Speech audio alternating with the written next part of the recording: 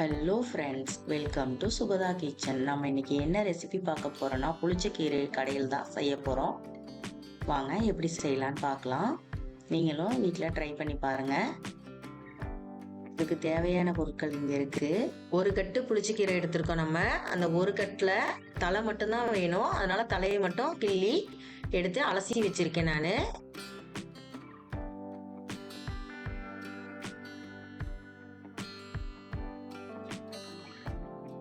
இப்போ புளிச்சக்கீரை வேக வைக்கிறதுக்கு நான் கொஞ்சமா பாத்திரத்துல தண்ணி ஊற்றி கொதிக்க வச்சிருக்கேன். புளிச்சக்கீரையை நம்ம அதுல சேர்த்துக்கலாம்.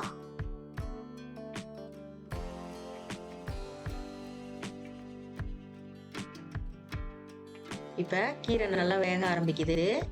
வேக ஆரம்பிக்கிறப்பவே கலர் சேஞ்ச் ஆகும்.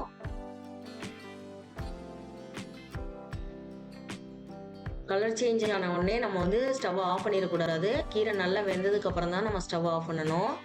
இந்த கீரை வேக வைக்கிற தண்ணியில செம்பு பாத்திரம், பித்தளை பாத்திரம் இதெல்லாம் நல்லா கழுவுனா நல்லா பளிச்சுன்னு இருக்கும். இப்போ நமக்கு கீரை வெந்துருச்சு. நான் தண்ணியை வடிச்சிட்டு எடுத்து வச்சிருக்கேன். இதை ஒரு ஓரமா எடுத்து வச்சுக்கலாம். இப்ப அந்த கீரைக்கான தாளிப்பு கொடுத்துக்கலாம். நான் ஒரு பாத்திரத்தை ஸ்டவ்ல வச்சிருக்கேன்.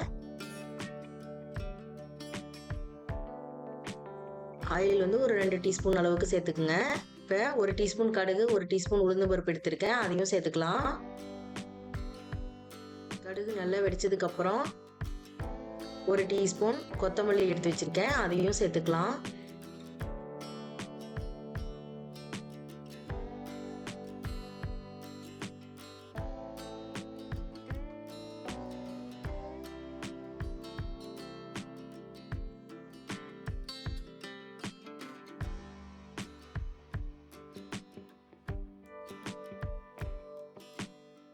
சேர்த்து வதக்கிக்கலாம். இது சின்ன வெங்காயம் நான் 1 கப் அளவுக்கு எடுத்து வச்சிருக்கேன். அதை வந்துட்டு கட் பண்ணி ரெண்டா கட் பண்ணி எடுத்து வச்சிருக்கேன். அதையும் சேர்த்துக்கலாம்.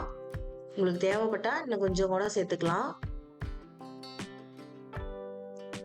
சின்ன வெங்காயம் போட்டா டேஸ்ட் வரும். நல்லா சேர்த்து வதக்கிக்கலாம்.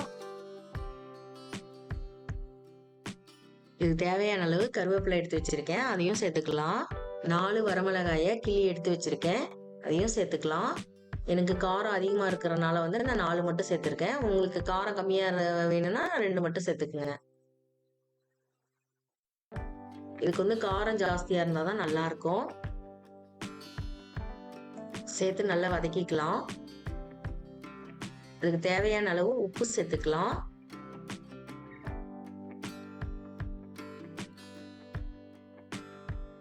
நல்லா வதக்கிக்கலாம். இந்த அளவுக்கு வதங்கினா போதும். நம்ம ஸ்டவ் ஆஃப் பண்ணிக்கலாம். இப்ப ஒரு மிக்ஸி ஜார் எடுத்து வச்சிருக்கேன். நம்ம வதக்கி வச்சிருக்க பொருள் எல்லாம் இதுல சேர்த்துக்கலாம்.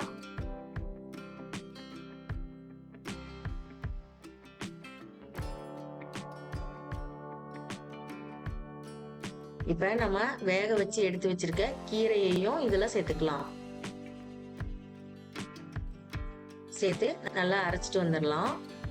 1-2 அரைச்சிக்கலாம். நம்ம இங்க பாருங்க எப்படி இருக்குதுன்னு சொல்லிட்டு.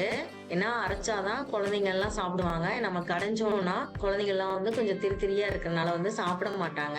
இப்ப நமக்கு புளிச்சக்கீரை ரெடி ஆயிருச்சு. நீங்களும் செஞ்சு பாருங்க, எப்படி இருக்குதுன்ட்டு சொல்லுங்க. மறக்காம சுபதா கிச்சனுக்கு லைக் பண்ணுங்க, ஷேர் பண்ணுங்க, கமெண்ட் பண்ணுங்க, சப்ஸ்கிரைப் பண்ணுங்க. தேங்க்யூ.